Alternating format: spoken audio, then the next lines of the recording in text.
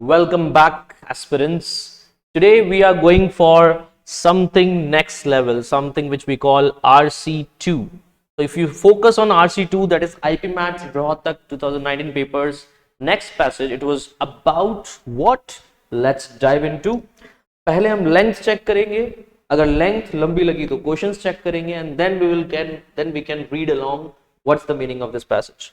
So before wasting any time, you can directly go to the link below to find out your own speed, your own interpretation of this passage. Tell me, concussions पहले कभी सुना है? नहीं?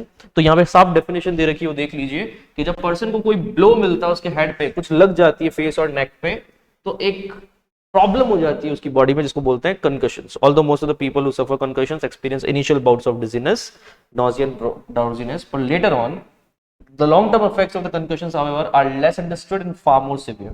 So that's problem कि इसके severe effects हमने कभी ध्यान नहीं दिए. Normal effects तो सबको पता है कि थोड़ा बहुत nausea, dizziness और drowsiness, मतलब नींद वगैरह तो आती ही है, headache वगैरह भी होता ही है, nose related symptoms भी होते हैं, पर ये disappear होता है कुछ दिनों में mostly. जब इसके long term effects देखते हैं तो वो critical हैं और far more severe, less understood हैं. तो आज ये पैसेज हम क्यों लिख रहे हैं? ताकि हम कंकशंस के लेस अंडरस्टूड फैक्ट्स को बाहर पब्लिक में ला सकें. ये हिंट लग गया होगा आपको. So when you read this passage along here, बहुत बड़ा पैसेज लगता है, फुटबॉल वगैरह का नाम आया है, एक सिटी का नाम आया है, और देखते हैं तो नीचे जाके दिखेगा आपको कि इसके कुछ इफेक्ट्स वगैरह की शायद बात करी होगी इन्होंने, अभी तक हमने पूरा नहीं पढ़ा इसलिए. एंड देन आपको दिख रहा है कि यहाँ पर प्लेयर्स और कोचेस की भी बात करी गई है. इसका मतलब फुटबॉल के अंदर प्लेयर्स कोचेस को कंकशन शायद बहुत ज्यादा डिस्कस वर्दी इशू है, इसलिए हम बात कर रहे हैं. एंड स्टूडेंट्स, एक और चीज चेक करनी है कि ये पैसेज अभी तक खत्म नहीं हुआ है. यहां पर जाकर जब फिनिश करते हो तो क्वेश्चन नंबर 111 से हमारा फर्स्ट क्वेश्चन शुरू होता है. एंड देन इसका ये भी लाइन पढ़ लो, क्योंकि अब समझ में आ गया पैसेज बड़ा बहुत है, तो हमको मेन सॉर्टेड रीडिंग अगर पता हो कि कौन कौन से वर्ड्स पे ज्यादा ध्यान देना है, कौन सी लाइन हमारे लिए ज्यादा इंपॉर्टेंट है, वो देख लेते हैं. So based on the information in the passage, it can be seen that inferred in the following statements are true except. अभी true false के statements के लिए obviously जो अंदर options हैं उनको आपको verify करना है, और ये mostly multiple paragraph से एक एक option उठा लेते हैं. तो इसका मतलब पढ़ना तो इसके लिए full reading करेगा, full reading पढ़ना पड़ेगा. Next देखते हैं, factors contribute to the increase of CT in. हाँ, इसका आंसर हम specific reading में निकाल लेंगे, sorted reading में, कि इंसिडेंस ऑफ सीटी अमेच्योर प्लेयर्स में ज्यादा क्यों होता है. इसका ध्यान रखना है कि जहां पर ये लाइन आए कि अमेच्योर प्लेयर्स में सीटी ज्यादा क्यों होता है. हो सकता है सीटी कॉन्क्यूशन से रिलेटेड कोई बीमारी हो, तो ज्यादा क्यों होता है उसके रीजंस हम निकाल लेंगे. फाइन. एंड नेक्स्ट क्वेश्चन जो हमको फेस करना है वो है, which is the best synonym for laudable. अब ये पढ़े बिना हो सकता था, that's why we are directly going for the options and questions without reading the passage, ताकि अगर अपने पास टाइम कम हो स्टूडेंट्स तो हम डायरेक्टली एक आंसर तो बिना पैसेज पढ़े भी टिक करके आ सकते थे, which was synonym for laudable. बताइए, लॉडेबल का सिनोनिम वही होगा जो अपलॉड. सुना होगा आपने. अगर मैं याद करवाने के लिए आपको लिखूं कि अपलॉड का मतलब होता है टू क्लैप, तो एप्लीकेशन हटा दो, तो अपलॉड से एप्लीकेशन हट गई, तो अब तारीफ सिर्फ मुंह से होगी. तो laudable is praisable because lord is praise. So when you apply the praise, it becomes a clap. Yes or no? So when you apply the praise, it becomes a clap. That's why applaud नहीं करना है, laud करना है. That means to praise, and praisable becomes applaudable, laudable, appreciable, admirable. ये सब एक जैसे. तो इसका सिनोनिम चाहिए था आपको, बहुत इजी था. Ineffectual नहीं हो सकता है ना. Memorable, ravishing, enchanting चीजों के लिए हो सकता है जो बहुत देर याद रह जाए. ऑडेशियस हम कहते हैं आर्गुमेंटेटिव को, वो पॉसिबल नहीं था. आपको प्रेजेबल बहुत पॉजिटिव वर्ड चाहिए, और वो पॉजिटिव वर्ड छुपा हुआ है सिर्फ एक ही जगह, and that is none other than students praiseworthy. As simple as that. This was the only synonym we had. Others antonym तो थे ही नहीं, सिनोनिम ही चाहिए थे. प्रेज वर्दी, तारीफ के काबिल. आई थिंक ये इजी क्वेश्चन था without reading the passage. Let's try to figure out, क्या और भी कोई क्वेश्चन था जो हम लोग विदाउट रीडिंग द पैसेज कर सकते थे. लेट्स सी, हमारे पास RC2 का क्या कोई और पैसेज भी था क्वेश्चन जो हम बिना रीडिंग करे पढ़ सकते थे. Let's see. तो आई थिंक 111 के बाद 113 पे हमको without reading the passage question मिल गया. हाँ, author's tone the final paragraph can be described as. तो ऑथर का फाइनल टोन में जो पैराग्राफ वो बात कर रहा होगा फाइनल पैराग्राफ में, वो ध्यान देना, उस पर क्वेश्चन आएगा. और फाइनल पैराग्राफ में best antonym for exalts. No, antonym synonym आप बिना पैसेज पढ़े कर सकते हैं स्टूडेंट्स। एक्सॉल्ट्स का मीनिंग देखना है अपने को, तो बेस्ट एंटोनिम भी निकालना है। तो एक्सॉल्ट्स का मीनिंग अगर डायरेक्टली याद ना रहे तो पैसेज पढ़ के आना, और डायरेक्टली याद रहे तो ये बिना रीडिंग करे वोकैबुलरी सुधार के भी आप कर सकते थे। इसको एक्सटोल भी कहते हैं, एंड एक्सटोल को ऑल्सो मतलब प्रेज ही होता है, किसी को हाई स्पिरिट्स में ले जाना, राइट। तो वेनरेट का मतलब भी to revere somebody, respect them, बात तो बराबर ही है। ये सिनोनिम्स थे, right. If this was synonym, expedite something is also taking in the high spirit, is also kind of a synonym, it is also a synonym. Mollifies किसी का गुस्सा शांत करने के लिए उसको सॉफ्टन अप करता है, तो to soften something is not at all to praise something, but है तो पॉजिटिव ही। ये सारे इसके पॉजिटिव सिनोनिम्स हैं। तो हमको चाहिए था एक ऐसा ऑप्शन जो negative answer they, and negative answer देने के लिए एंटोनिम सिर्फ एक ही वर्ड दिख रहा है, despise, which always means to hate something, to dislike something, और इसका हिंट था स्टूडेंट्स despise, है ना। तो when you dislike, despise और hate something, exalts का जस्ट अपोजिट हो जाएगा। तो हमारे पैसेज में ऐसा कोई वर्ड अगर आता है exalts, तो उस समय भी चेक करेंगे। बाकी आंसर हमको ऑलमोस्ट मिल गया है, ऑड वन आउट से भी आंसर निकल सकता था। रिमेंबर स्टूडेंट्स, एंटोनिम्स के क्वेश्चंस बहुत बार ऑड वन आउट से आंसर निकल जाते हैं, 3 तो जानबूझ के एग्जामिनर्स सिनोनिम्स ही देते हैं, एंड हमारा आंसर था एंटोनिम, ठीक है। So here we have solved the passage in 2 questions without reading the actual passage. That's the magic. So that's the trick. Next thing that we want to see, क्या यहाँ पे और भी कोई क्वेश्चन है? बिल्कुल, स्पोर्ट्स मीडिया में author emphasise कर रहा है किस पे, वो देखना पड़ेगा कि स्पोर्ट्स मीडिया में ऑथर किस तरीके से एम्फेसाइज कर रहा है। और फाइनल पैराग्राफ में एक और क्वेश्चन आया, एक क्वेश्चन था फाइनल पैराग्राफ के लिए टोन, एक आया फाइनल पैराग्राफ के लिए sports highlights television program as an example of how. तो ये सब देखने के लिए हमको पैसेज पे जाना पड़ेगा, and your time starts now. You can read the passage on your own speed, but for our speed you have to read along us. मैं समझाता चलता हूं मेन क्या क्या बातें थी इसमें और मेन क्या क्या लाइंस थी। तो हियर वी गो। तो passage started with a one word of concussions, है ना। पैसेज वन वर्ड पे स्टार्ट हुआ था, एंड दैट वाज कंकशंस। तो कंकशंस हमको ये क्लियर हो गया था, they are blow on head. देखो बहुत बार वर्ड मीनिंग्स नहीं पता होते, पर पैसेजेस में उसको आप एक्सेस कर सकते हो वर्ड मीनिंग्स को, अगर आप रीड करके उसके आसपास के वर्ड से उसका मीनिंग निकाल लो। तो बस हमने एक चीज तो देख ली है कि कंकशंस आर हेड ब्लोज। हेड पर जब पड़ती ना तेज तो उसको कंकशन कहते हैं। फाइन, उसके बाद बताओ और क्या लिखा हुआ है। Most of the people suffer concussions because उनको initial bouts of dizziness, nausea वगैरह के सिम्टम्स होते हैं, और लेस अंडरस्टूड है, फार मोर सिवियर है, इसलिए इसको पढ़ना पड़ेगा। तो recent study suggest that people who recent studies में क्या पता लगा कि जिन लोगों को कॉन्कशंस होते हैं, मल्टीपल कॉन्कशंस, वो सिग्निफिकेंट रिस्क होते हैं developing a chronic traumatic encephalopathy, and this encephalopathy is again a disease that is called CTE। इस पर ही पूरा बार बार आएगा कि क्रॉनिक ट्रॉमेटिक एन्सेफेलोपैथी में तो डीजनरेटिव ब्रेन डिसऑर्डर होता है ये, मतलब ये दिमागी हालत की खराब करने जैसी सिचुएशन भी बन जाती है, where variety of dangerous mental, है ना, एंड इमोशनल प्रॉब्लम्स अराइज। बहुत सारे मेंटल इमोशनल प्रॉब्लम्स आ सकते हैं, जैसे आप वीक्स और मंथ्स तक इनिशियल इंजरी में रहते हैं, okay, to arise weeks, months और even years after the initial injury. जब तक इंजरी खत्म हुई है उसके सालों तक उसका इंपैक्ट रहता है। So that's gross. And next is that cause the variety of dangerous mental emotional, पढ़ लिया था हमने। अब देखो इन साइकोलॉजिकल प्रॉब्लम्स में CTE जब लोगों में मल्टीपल कंकशंस की वजह से हो जाता है, मल्टीपल हेड ब्लोज मिलते हैं उनको, तो मल्टीपल कंकशन से उनको एक प्रॉब्लम हो जाती है, क्रॉनिक ट्रॉमेटिक एन्सेफेलोपैथी। और इस ब्रेन डिसऑर्डर के अंदर आपको बहुत सारी इनिशियल इंजरीज के बाद भी इंपैक्ट रहता है। Clear? These psychological problems can include depression, anxiety, memory loss, inability to concentrate, aggression, ये सब हो जाता है इसके अंदर। इस एग्रेशन तक पहुंच जाता है कि एक्सट्रीम केसेस में तो people suffering from CTE have even committed suicide, उनको सुसाइड भी करना पड़ गया बहुत बार, तो उन्होंने होमिसाइड भी कर दिया। होमिसाइड मतलब ह्यूमन किलिंग, मर्डर्स कर दिए उन्होंने बहुत बार। तो ऐसी सिचुएशन के अंदर क्या करना पड़ेगा? CTE को कंट्रोल करना पड़ेगा, और उसके लिए majority of people who develop these issues are athletes who participate in popular high impact sports, especially football. और यहां से एंट्री होती है कि कॉन्कशंस मैक्सिमम कौन से स्पोर्ट्स में देखे जाते हैं? हाई इंपैक्ट, हाई एग्रेशन वाले sports, and the one name that we can easily recall is football. Football में बहुत हाई इंपैक्ट गेम होता है, हाई इंपैक्ट एनर्जी चाहिए होती है।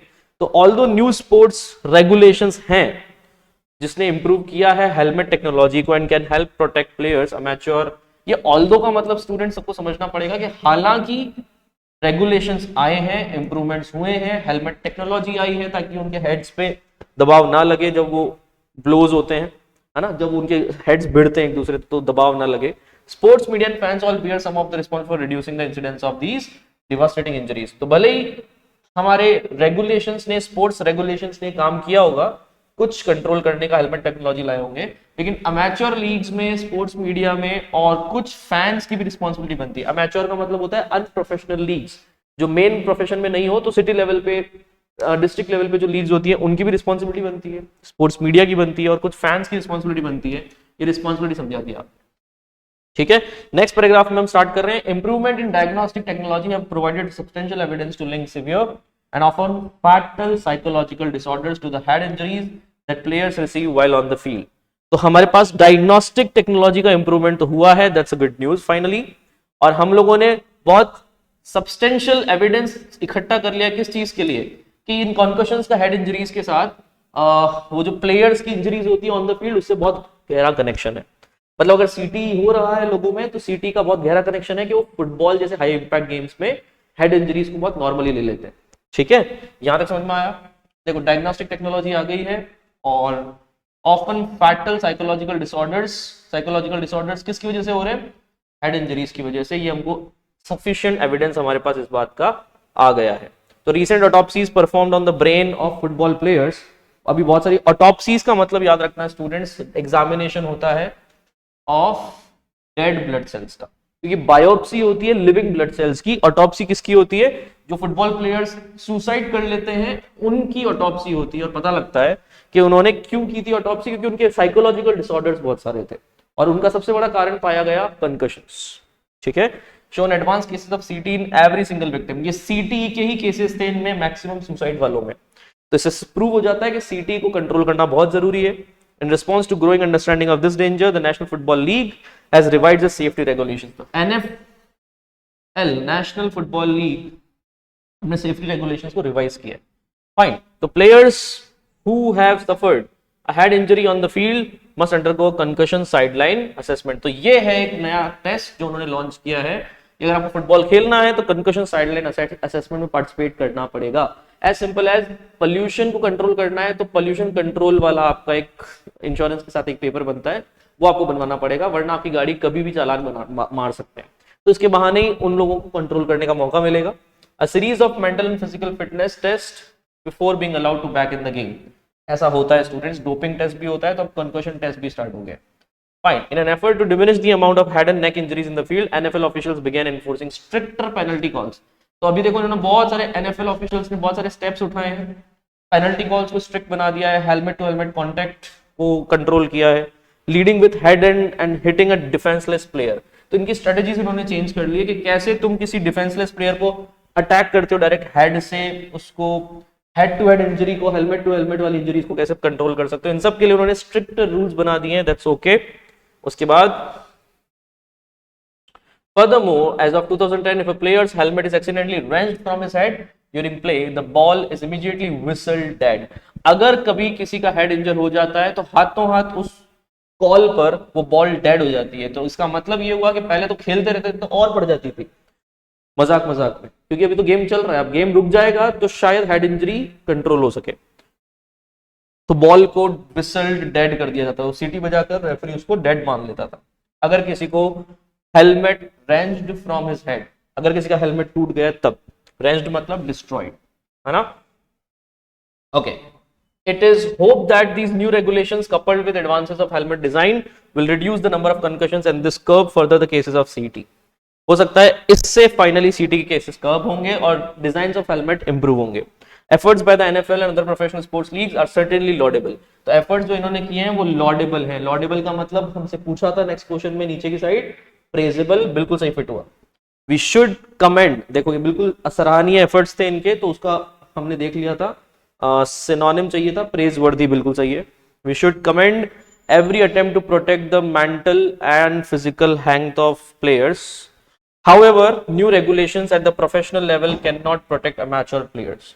तो ये बात सही है कि इन्होंने मेंटल फिजिकल लेवल पे बहुत लेवल पे फोकस कर रहा है, फिजिकल हेल्थ लोगों की सुधारिए। हाउएवर बोलते ही ये उल्टी बात पे आ जाते हैं। ये न्यू रेगुलेशंस आए हैं प्रोफेशनल लेवल पर, can not protect amateur players. उससे अमेच्योर प्लेयर्स तो प्रोटेक्ट नहीं होने वाले। अमेच्योर मतलब अनप्रोफेशनल, जो अभी प्रोफेशनल लीग में नहीं खेल रहे हैं, जो अपनी लोकल लीग्स में खेल रहे हैं, या फिर जब अभी नए नए प्लेयर्स आए हैं, ज्यादा पता नहीं है उनको, एक्सपीरियंस नहीं है इन प्लेयर्स के बारे में, तो उन प्लेयर्स के बारे में कोई ज्यादा स्ट्रिक्ट रेगुलेशंस नहीं है। चलो एक बात समझ में आ गई कि एनएफएल ने एक्टिविटीज तो करी है स्टार प्लेयर्स, मेन प्लेयर्स के लिए। अमेच्योर प्लेयर्स के लिए ज्यादा कुछ रेगुलेशंस नहीं मिले हैं। और ये क्वेश्चन था भी सही कि अमेच्योर प्लेयर्स के लिए कौन से रेगुलेशंस में कमी रह गई। देखो स्पेशली यंग पीपल के लिए कोई कमी रह गई है। Fatal cases of CT have been reported victims as young as 21 की एज में अमेच्योर प्लेयर्स इसके शिकार हो गए सीटी के। ऐसा क्यों हुआ है? क्योंकि उनके लिए प्रॉपर टैकलिंग फॉर्म की ट्रेनिंग नहीं हुई है। देखो क्या लिखा हुआ है इसमें, प्रॉपर टैकलिंग फॉर्म, है ना, proper tackling form using the arms and the shoulders to aim for a player's mid section should be taught. अब ये प्रॉब्लम है कि उनको अवेयरनेस ही नहीं है कि प्रॉपर टैकल कैसे करते हैं, तो वो क्या सीधे सर से मार देते हैं, लात घूस से वगैरह मार के, स्लैप वगैरह, पंच वगैरह मार के हेड इंजरीज करवा देते हैं। तो ये उनको प्रॉपर ट्रेनिंग देनी पड़ेगी, अभी तक उनके पास नहीं है। Youth high school and college leagues should also adopt safety rules. तो फाइन, ये जितने भी कॉलेज लीग्स हो रहे हैं जो अमेच्योर लीग्स ही एक तरह से, क्योंकि वो ग्रोइंग लीग्स हैं, अभी इतनी फुल्ली ग्रोन नहीं है, उनको भी ये सेफ्टी रूल्स अडॉप्ट करने पड़ेंगे। मतलब अभी तक उन्होंने अडॉप्ट नहीं किए हैं, है ना। Even more stringent than those of the NFL. NFL से भी स्ट्रिंजेंट, मतलब हार्ड रूल उनको फॉलो करने पड़ेंगे, क्योंकि ये बच्चे अभी सिर्फ 21 की एज से ही सीटी में मिल रहे हैं। वो अब तो 30+ और 25+ लीग के स्टार प्लेयर्स लड़ते हैं, है ना। तो उनके लिए अगर रूल्स हैं तो इनके लिए भी होने चाहिए। आगे देखते हैं। Furthermore, young athletes should be educated about the serious dangers of head injuries at the early age. Should be educated मतलब अभी तक उनको एजुकेशन मिली नहीं है, उनको एजुकेट करना पड़ेगा अर्ली एज पे। Perhaps the most important factor in reducing the number of traumatic brain injuries. अगर उनको एजुकेशन सही टाइम में मिल जाए कि हेड इंजरीज कैसी कैसी होती है, तो उससे बच पाएंगे। Perhaps ये थोड़ा उनके लिए अच्छा फैक्टर होगा। ट्रॉमेटिक ब्रेन इंजरीज का सबसे बड़ा इंपॉर्टेंट फैक्टर भी यही होता है कि उनको एजुकेशन हो हेड इंजरीज की। However, lies not with, जबकि उल्टी बात करें तो ये नॉलेज नहीं होती है किसमें, तुमको पता होना चाहिए। ये जो उनके कोचेज होते हैं, देखो क्या लिखा हुआ है, प्लेयर्स, कोचेज एंड एडमिनिस्ट्रेटर्स के पास ये नॉलेज ही नहीं होती, जो सबसे इंपॉर्टेंट है कि कैसी कैसी हेड इंजरीज उनको सीटीई और कंकशन जैसी प्रॉब्लम्स हो सकती है। तो देखते हैं आगे क्या लिखा हुआ है। तो players, coaches and administrators, but with the media and fans, sports media producers have become accustomed to showcasing the most aggressive tackles and the most intense plays. Here we go for the catch. सबसे important moments जो होते हैं football के, जो बार बार replay किए जाते हैं, वो है वो एग्रेसिव मूव्स, वो कंकशन वाली हेड इंजरीज जिसमें मैक्सिमम प्लेयर्स भिड़ जाते हैं एक दूसरे से। अब अगर आप ऐसा बिहेवियर प्रमोट करोगे तो बताओ कंकशंस जैसी चीजों पे रेगुलेशंस कैसे लगेंगे, है ना। स्पोर्ट्स मीडिया प्रोड्यूसर्स ही कम नहीं है, कोई कोचेस को नॉलेज नहीं है इसके बारे में, हेड इंजरीज के बारे में। और ये सारी फुटबॉल प्लेयर्स में एनएफएल ब्रॉडकास्ट ओपन रिप्ले ऐसे चीजों को रिप्ले करते हैं जहां पे वायलेंट कॉलिजन्स दिखाए जाते हैं। तो दिखती बात है इंजरीज तो बढ़ेगी, क्योंकि तुम उसको प्रोवोक कर रहे हो इवेंट्स को, मोमेंट्स को, कि देखो ये बेस्ट शॉट्स थे फुटबॉल के मैच में, right. While the commentators marvel at the players for physical prowess, commentators भी उनकी physical prowess मतलब उनकी physical skills मतलब जिस तरीके से खेल रहे हैं, मार रहे हैं, कूद रहे हैं, उस great skill पर वो क्या करते हैं, कमेंट करके उसको और मार्वल करते हैं मतलब उस पर सरप्राइज, उस पर वंडर दिखाते हैं। तो ऐसा लगता है बस प्लेयर्स को भी कि हमको भी मारना पड़ेगा इन कमेंटेटर्स का कमेंट लेने के लिए, प्रेज लेने के लिए। दिखती सी बात है, कमेंटेटर्स जितना अच्छे से प्रेज करेंगे पब्लिक भी उतना पसंद करेगी, राइट। पब्लिक की ओपिनियन कैसे डेविएट होती है। some sports highlights television programs even feature weekly countdowns for the hardest hits. Low hardest hits के काउंटडाउन्स भी दिखाए जाते हैं, 1 this 2 this 4 this। तो ये हार्डेस्ट हिट्स दिखाने से क्या आप उसको और प्रमोट ही कर रहे हो, कम नहीं कर रहे। When the media exalts such dangerous behavior, professionals are rewarded for injuring each other. जब मीडिया ऐसे बिहेवियर को एक्सॉल्ट करती है, मतलब ऑब्वियसली प्रमोट करती है, एडमायर करती है, आगे बढ़ाती है, डिस्पाइज तो नहीं करती, जो हमारा आंसर था। It means we guessed right. Exalts मतलब उसको प्रमोट करती है, हमको उसको डिमोट करने वाला एंटोनिम पूछा था, हमने कर दिया नीचे ऑप्शंस। तो बात यह है कि ये मीडिया ऐसे बिहेवियर को आगे बढ़ाती है, प्रोफेशनल्स को रिवॉर्ड किया जाता है इंजरिंग ईच अदर के लिए। ऑलमोस्ट यही है मीडिया का कल्चर आजकल on the field and amateur. तो बेसिकली मसाला न्यूज सबको चाहिए, और मसाले के चक्कर में जो प्लेयर्स वहां पे पिस रहे हैं उसका क्या। आगे देखो कि Amateurs become more likely to try to imitate the favorite NFL athletes. और NFL एथलीट्स जब ऐसे इंजरीज को प्रमोट करते हैं, उनकी मीडिया उसको बार बार रिप्ले करती है, तो अमेच्योर प्लेयर्स भी सोचते हैं कि हम भी ऐसा ही करेंगे, इमिटेट करेंगे। तो यहां से भी उनकी प्रॉब्लम शुरू हो जाती है, अमेच्योर्स इनसे इन्फ्लुएंस हो जाते हैं। तो बताओ, announcers, commentators, television producers, sports writers should engage in a collective effort to cease glorifying brutal plays. ये है हमारे पैसेज का main moral of the story. एक कलेक्टिव एफर्ट की जरूरत है इन सब sports writers, producers, media, television producers से कि स्टॉप, सीज मतलब स्टॉप ग्लोरीफाइंग, डेकोरेटिंग, बढ़िया दिखाना किसको, ब्रूटल प्लेस को, ब्रूटल प्लेस को ग्लोरीफाई करना बंद करो। In turn, fans should stop expecting their favorite players to put their lives on the line for the purpose of entertainment. Players must not be encouraged to trade their careers, their health, their happiness, and even their lives for the sake of a game. तो अब fans को भी stop करना चाहिए अपने favourite players को cheer करने के लिए कि चलो और मारो और दौड़ो। क्यों? क्योंकि इससे किसी की लाइफ एट स्टेक पे है, उनकी हैप्पीनेस, उनकी सब कुछ दाव पे लगा हुआ है, उनकी हेल्थ के बारे में भी चिंता करनी जरूरी है। तो यहां तक समझ में आया? तो passage is done students finally, and 111 question is ready for you. You can answer it at your best. क्या आंसर होना चाहिए देखते हैं। क्वेश्चन ये था, क्वेश्चन था based on the information in the passage it can be inferred that all the following statements are true. आपको true पूछा है एक्सेप्ट के साथ, इसका मतलब एक ट्रू है और बाकी सब फॉल्स। तो देखते हैं आपको 3 फॉल्स और 1 ट्रू कौन कौन से मिल रहे हैं। ट्रू वाला हमारा आंसर है। Tackling is not always dangerous. However, players who use improper tackling form may injure others. हमेशा टैकलिंग डेंजरस नहीं होती है, लेकिन जो इम्प्रॉपर टैकलिंग करते हैं उससे प्रॉब्लम होती है। यही तो सिखाया था उनको अमेच्योर प्लेयर्स को कि प्रॉपर टैकलिंग फॉर्म सिखानी बहुत जरूरी है। तो टैकलिंग हमेशा डेंजरस नहीं होती। ये बात ट्रू होगी या फॉल्स, देखते हैं। ये तो ट्रू है, दिस इज ट्रू। एक्सेप्ट पूछा है, मतलब एक फॉल्स निकालना है आपको। एक्सेप्ट मतलब क्या निकालना है स्टूडेंट्स? एक फॉल्स, है ना। और अगर क्वेश्चन आ जाता है स्टूडेंट्स, ध्यान से सुनना, अगर क्वेश्चन आ जाता है कि एक are all the false except, तो एक ट्रू निकालना होता, राइट। तो एक्सेप्ट डालने से चीजें याद रखना चेंज हो जाती है। ट्रू पूछा था, एक्सेप्ट, है ना। हमसे अगर क्वेश्चन पूछ रहा है it can be inferred that all the following statement, सारे ट्रू हैं एक्सेप्ट, तो क्वेश्चन नंबर 11 को कैसे करेंगे कि आपको फॉल्स निकालना है। जो फॉल्स होगा वो सही है, बाकी तीनों ट्रू ट्रू ट्रू जो होंगे वो हमारा आंसर नहीं है। चलो, तो tackling is not always dangerous, बात तो सही है। कभी कभार इम्प्रॉपर टैकलिंग से दिक्कत होती है, एज इट इज लिखा हुआ आया था। Scientist have established a definitive link between players who die untimely deaths and the onset of CTE. Scientist ने लिंक एस्टैब्लिश किया है, सर्वे किया था, साइंटिफिक सर्वे था, जिसमें पता लग गया था कि जितनी भी सीटीई वाली प्रॉब्लम है उसी से, या फिर सुसाइड वालों में मैक्सिमम सीटी पाया गया। बात तो सही है, ये ट्रू में आएगा।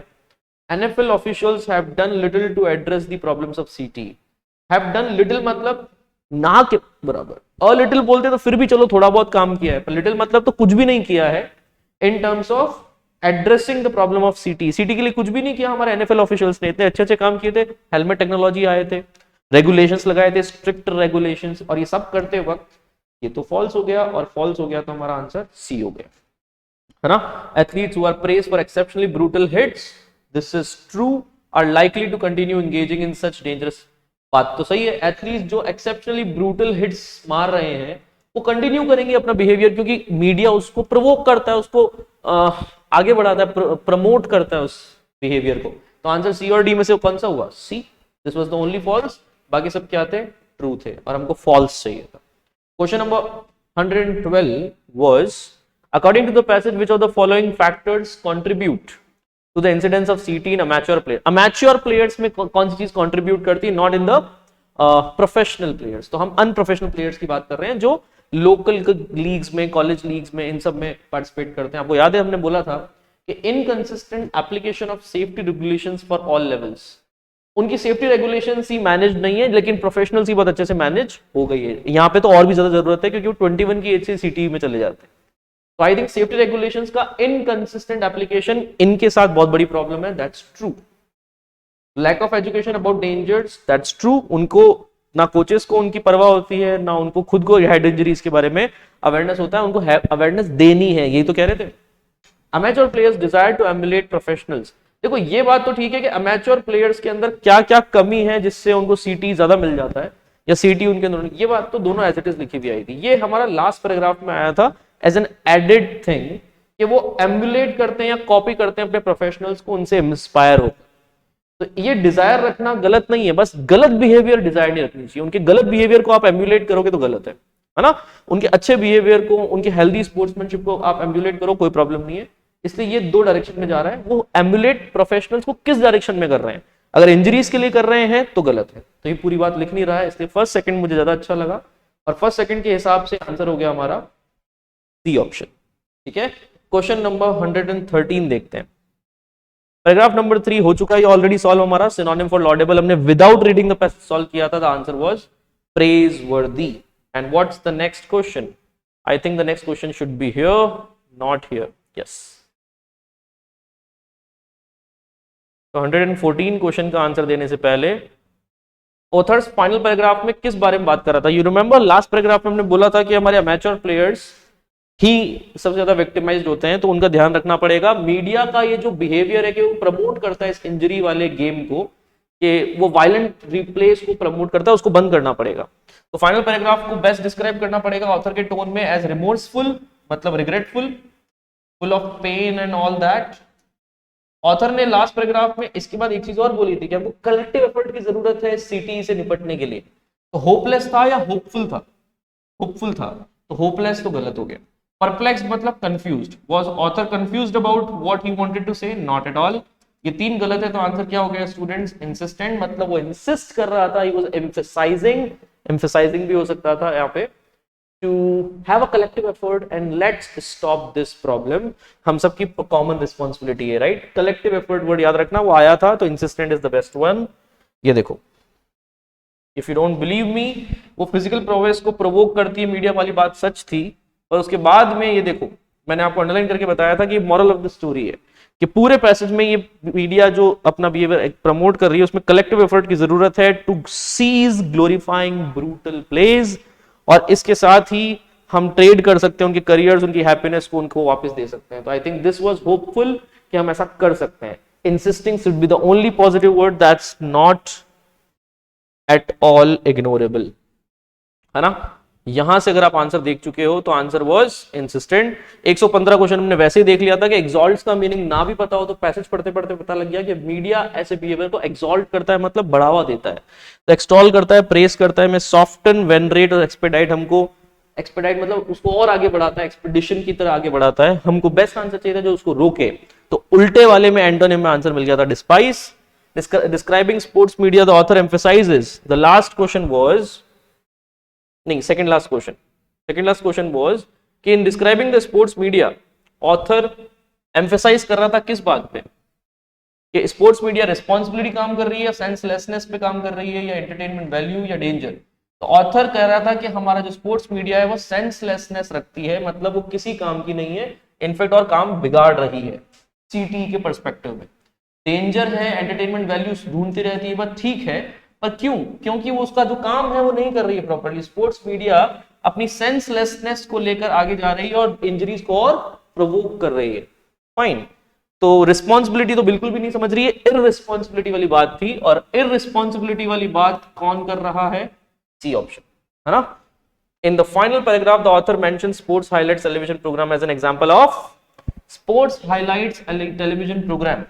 ऑथर मेंशन कर रहा है फाइनल पैराग्राफ में किस बारे में, कैसे प्रोग्राम्स दिखाता है वो, कि मीडिया ग्लोरीफाइज वायलेंस, बिल्कुल सही, मीडिया ऐसा काम कर रहा है। Amateurs learn mimic professional at least, क्या टेलीविजन प्रोग्राम में अमेच्योर्स प्रोफेशनल को सीख लेते हैं? हाँ, क्योंकि उनके टीवी हाइलाइट्स को देख देखकर अमेच्योर्स भी बोलते हैं कि हम भी ऐसे ही खेलेंगे।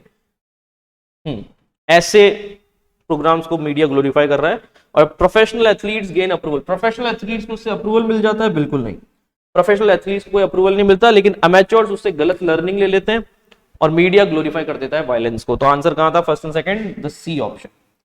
Here we go with the passage thing and I don't think इसके बाद में कोई क्वेश्चन है। Yes, directions have changed and that's it. तो 111 से 170 में 7 क्वेश्चंस में से 2 विदाउट रीडिंग द पैसेज हमने सॉल्व किए एंड 5 टेक्सचुअल क्वेश्चंस थे with the reading of the passage. That's it from my side.